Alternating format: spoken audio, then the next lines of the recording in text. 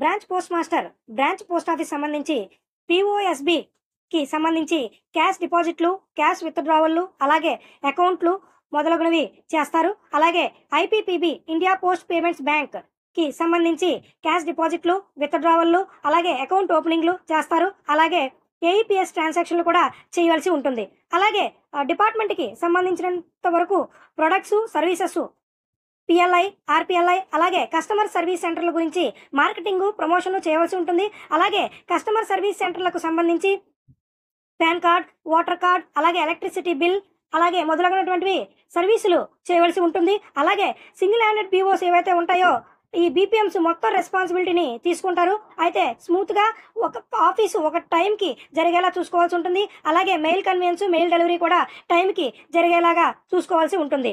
Single handed బీఓస్లో బీపీఎంస్ చూసుకుంటారు కదా. అలాగే అదర్ దెన్ సింగిల్